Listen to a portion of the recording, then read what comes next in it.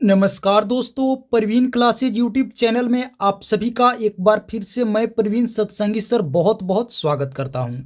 दोस्तों, आज की एक और वीडियो क्लास हम लेकर आ गए हैं आगामी रेलवे ग्रुप डी 2026 की परीक्षा के लिए अति महत्वपूर्ण सामान्य विज्ञान के प्रश्नों का। जी हाँ दोस्तों, आज की वीडियो में भी हम लोग देखने वाले हैं जनरल साइंस के टॉप मोस्ट इंपॉर्टेंट प्रश्न जो आगामी रेलवे ग्रुप डी की परीक्षा के लिए बहुत ही महत्वपूर्ण होने वाले हैं। तो दोस्तों, आप सभी से एक रिक्वेस्ट करूंगा कि इस वीडियो को आप लोग अंत तक जरूर देखें, एक एक प्रश्न को अच्छे से समझें और याद करें। तो चलिए दोस्तों, आज की वीडियो क्लास हम लोग शुरू करते हैं। पहला प्रश्न है, निम्नलिखित में से कौन सा हार्मोनल रोग है? तो दोस्तों, इसका सही उत्तर होगा घेंघा रोग यानी कि ग्वाइटर। जी हाँ दोस्तों, ऑप्शन बी राइट आंसर होगा। दोस्तों, घेंघा रोग जो कि आयोडीन की कमी से होता है। किसकी कमी से होता है? आप सभी को पता होगा, आयोडीन की कमी से। और इसी की कमी की वजह से दोस्तों क्या होता है? आयोडीन की कमी से घेंघा रोग होता है। और घेंघा रोग एक हार्मोनल रोग है, आप सभी याद रखेंगे। तो ऑप्शन बी इसका सही उत्तर होगा घेंघा रोग यानी कि ग्वाइटर। चलिए आगे बढ़ते हैं। अगला प्रश्न है, निम्नलिखित में से कवक की कोशिका भित्ति बनी होती है? दोस्तों, बताने कि कवक की जो कोशिका भित्ति होती है किससे बनी होती है? तो आप लोग याद रखेंगे काइटिन की। ऑप्शन सी इसका सही उत्तर होगा। जी हाँ दोस्तों, जो कवक की कोशिका भित्ति होती है ये काइटिन की बनी होती है। किसकी बनी होती है? काइटिन की। अतः ऑप्शन सी हमारा क्या हो जाएगा? बिल्कुल राइट आंसर हो जाएगा। चलिए आगे बढ़ते हैं। अगला प्रश्न है, घनत्व माध्यम में प्रकाश किरणों के झुकाव को क्या कहा जाता है? दोस्तों, प्रश्न है कि घनत्व माध्यम में प्रकाश किरणों के झुकाव को क्या कहा जाता है? तो आप लोग याद रखेंगे अपवर्तन कहा जाता है। क्या कहा जाता है दोस्तों? अपवर्तन। ऑप्शन बी इसका सही उत्तर होगा। घनत्व माध्यम में प्रकाश किरणों के झुकाव को क्या कहा जाता है? अपवर्तन कहा जाता है। Option B. चलिए आगे बढ़ते हैं। अगला प्रश्न है, किस गैस का उपयोग प्रदीप्त गैस के रूप में किया जाता है? तो दोस्तों, आप लोग याद रखेंगे प्रोपेन गैस का प्रयोग प्रदीप्त गैस के रूप में किया जाता है। आप सभी याद रखेंगे प्रोपेन गैस का प्रयोग किया जाता है प्रदीप्त गैस के रूप में। Option B. चलिए आगे बढ़ते हैं। अगला प्रश्न है, किसी वस्तु पर लगने वाले सामर्थ्य को क्या कहा जाता है? दोस्तों, बताने है कि किसी वस्तु पर लगने वाला जो सामर्थ्य होता है उसे क्या कहा जाता है? तो दोस्तों, उसे ऊर्जा कहा जाता है। क्या कहा जाता है? ऊर्जा कहा जाता है। ऑप्शन ए इसका सही उत्तर होगा। किसी वस्तु पर लगने वाले सामर्थ्य को ऊर्जा अर्थात एनर्जी कहा जाता है। चलिए आगे बढ़ते हैं। अगला प्रश्न है, परिपक्व शुक्राणु का निर्माण कहां पर होता है? दोस्तों, बताने हैं कि परिपक्व शुक्राणु का निर्माण कहां होता है? तो आप लोग याद रखेंगे वृषण में। ऑप्शन ए इसका सही उत्तर होगा। परिपक्व शुक्राणु कहां पर निर्माण होता है दोस्तों इसका? तो आप लोग याद रखेंगे वृषण में होता है। ऑप्शन ए इसका राइट आंसर हो जाएगा। चलिए आगे बढ़ते हैं। अगला प्रश्न है, निम्न में से किस यौगिक को एक सुखाने वाले एजेंट के रूप में प्रयोग किया जाता है? दोस्तों, प्रश्न को एक बार फिर से हम लोग पढ़ते हैं। प्रश्न है कि इनमें से किस यौगिक को एक सुखाने वाले एजेंट के रूप में प्रयोग किया जाता है? तो आप लोग याद रखेंगे कैल्शियम ऑक्साइड। ऑप्शन बी इसका सही उत्तर होगा। जी हाँ दोस्तों, कैल्शियम ऑक्साइड को एक सुखाने वाले एजेंट के रूप में प्रयोग किया जाता है। आप सभी को दोस्तों बता दें, इसे क्विक लाइम भी कहा जाता है। क्या कहा जाता है? क्विक लाइम भी कहा जाता है। किसे? कैल्शियम ऑक्साइड को। और दोस्तों, इसे सुखाने वाले एजेंट के रूप में प्रयोग किया जाता है। ऑप्शन बी हमारा क्या हो जाएगा? बिल्कुल सही उत्तर हो जाएगा। चलिए आगे बढ़ते हैं। अगला प्रश्न है, हाइड्रोक्लोरिक अम्ल का एक अन्य नाम है? दोस्तों, बताने कि हाइड्रोक्लोरिक अम्ल यानी कि HCl का एक और नाम क्या है? यानी कि दोस्तों, HCl को एक और किस नाम से जाना जाता है? तो आप लोग याद रखेंगे म्यूरिएटिक अम्ल। जी हाँ दोस्तों, म्यूरिएटिक एसिड के नाम से भी जाना जाता है। किसे? हाइड्रोक्लोरिक अम्ल को। यानी कि हाइड्रोक्लोरिक एसिड को म्यूरिएटिक एसिड के नाम से भी जाना जाता है। ऑप्शन सी हमारा क्या हो जाएगा? बिल्कुल सही उत्तर हो जाएगा। चलिए आगे बढ़ते हैं। अगला प्रश्न है, निम्नलिखित में से किसी एक पेट्रोलियम शोधन संयंत्र उत्पादन का क्वथनांक न्यूनतम है? दोस्तों, बताने कि इनमें से किस एक पेट्रोलियम शोधन संयंत्र उत्पादन का जो क्वथनांक है वो न्यूनतम है, मिनिमम है? तो आप लोग याद रखेंगे गैसोलीन का। जी हाँ दोस्तों, ऑप्शन सी इसका सही उत्तर होगा। दोस्तों, गैसोलीन का जो क्वथनांक होगा क्या होगा? एकदम न्यूनतम होगा, मिनिमम होगा। आप सभी याद रखेंगे ऑप्शन सी गैसोलीन। चलिए आगे बढ़ते हैं। अगला प्रश्न है, नाखून पॉलिश परिमार्जक यानी कि रिमूवर में क्या रहता है? दोस्तों बहुत ही महत्वपूर्ण प्रश्न है, इस प्रश्न को आप लोग स्टार मार्क कर लेंगे।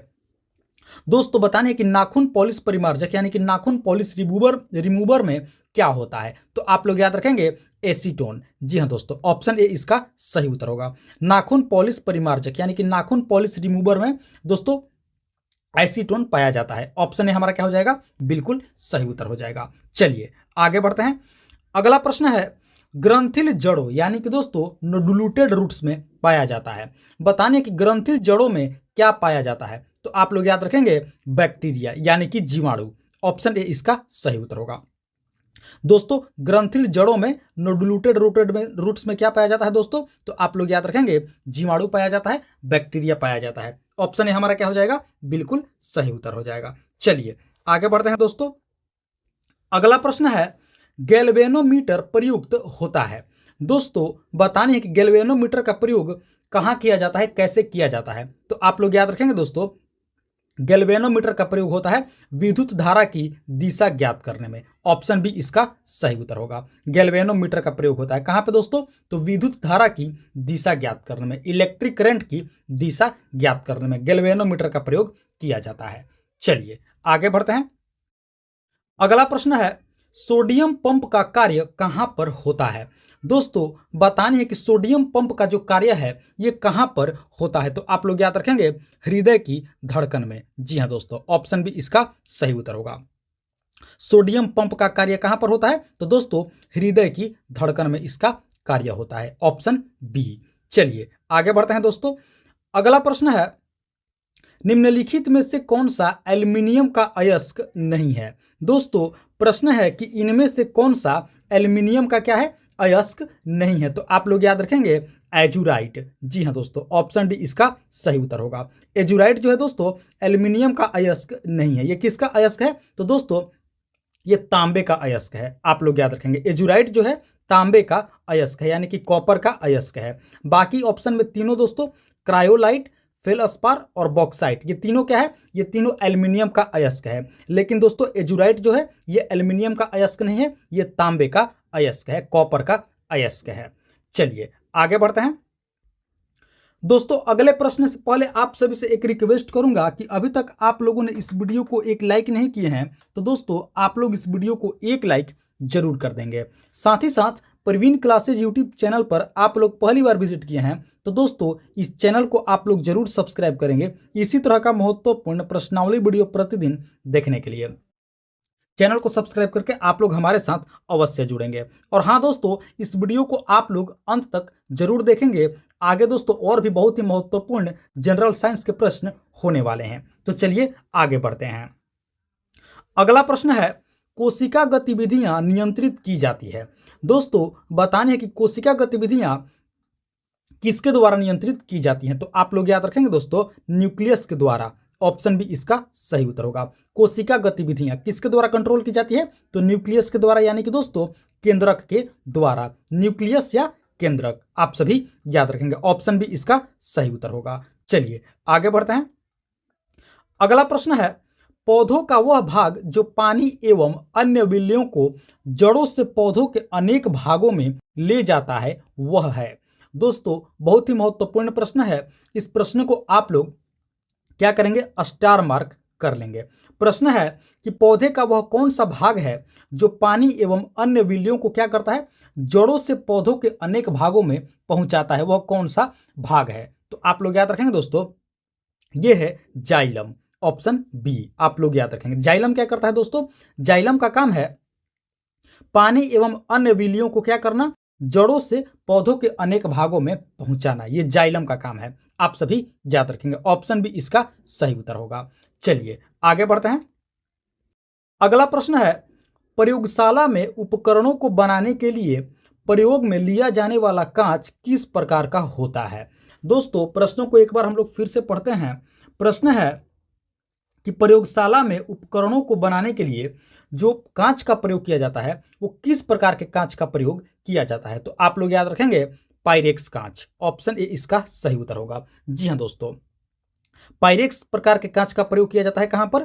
प्रयोगशाला में जो उपकरण बनते हैं उस उपकरण को बनाने के लिए पायरेक्स कांच का प्रयोग किया जाता है। चलिए दोस्तों, आप सभी को बता देते हैं कि पायरेक्स कांच का ही प्रयोग क्यों किया जाता है। क्योंकि दोस्तों, जो पायरेक्स कांच होते हैं ये तापरोधी होते हैं। क्या होते हैं? तापरोधी होते हैं। आप सभी याद रखेंगे, पायरेक्स कांच में सोडियम सिलिकेट व वोरियम सिलिकेट का उपयोग किया जाता है। किसका उपयोग किया जाता है? सोडियम सिलिकेट का व वोरियम सिलिकेट का। और जो पायरेक्स कांच होते हैं ये तापरोधी होते हैं। इसी के कारण दोस्तों, प्रयोगशाला में जितने भी उपकरण बनाए जाते हैं वो पायरेक्स कांच के द्वारा ही बनाए जाते हैं। आप सभी याद रखेंगे, पायरेक्स कांच से प्रयोगशाला के उपकरणों को बनाया जाता है। तो ऑप्शन है हमारा क्या हो जाएगा? बिल्कुल सही उत्तर हो जाएगा, पायरेक्स कांच। आशा करते हैं इस प्रश्न को आप लोग अच्छे से समझ गए होंगे। तो चलिए अब आगे बढ़ते हैं। अगला प्रश्न है, ग्रहों के गति के नियम किसने प्रतिपादित किए थे? दोस्तों, बहुत महत्वपूर्ण प्रश्न है, बेसिक लेवल के प्रश्न है, आप सभी को पता भी होगा। पता है तो कमेंट आप लोग जरूर करेंगे। ग्रहों के गति के नियम किसने प्रतिपादित किए थे? आप लोग हमें जरूर कमेंट करके इसका आंसर बताएंगे। चलिए आगे बढ़ते हैं। अगला प्रश्न है, पेसमेकर का कार्य क्या है? दोस्तों, बताने है कि पेसमेकर का क्या कार्य है। तो आप लोग याद रखेंगे, दिल की धड़कन को प्रारंभ करना। जी हाँ दोस्तों, ऑप्शन सी इसका सही उत्तर होगा।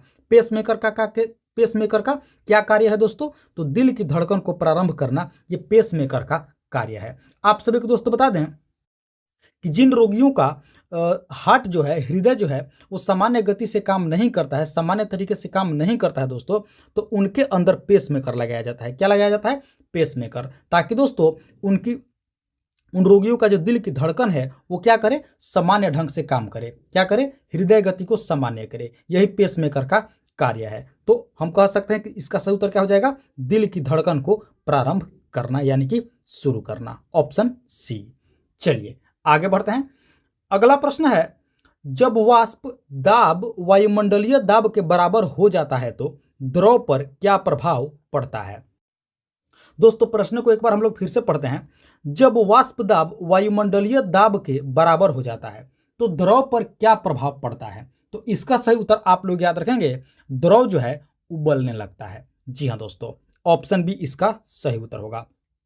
द्रव जो है क्या होने लगता है दोस्तों? उबलने लगता है, जब वाष्प दाब वायुमंडलीय दाब के बराबर हो जाता है। तो ऑप्शन बी इसका सही उत्तर होगा, द्रव उबलने लगता है। चलिए आगे बढ़ते हैं। अगला प्रश्न है, निम्नलिखित में से ऊर्जा प्रदान नहीं करता है।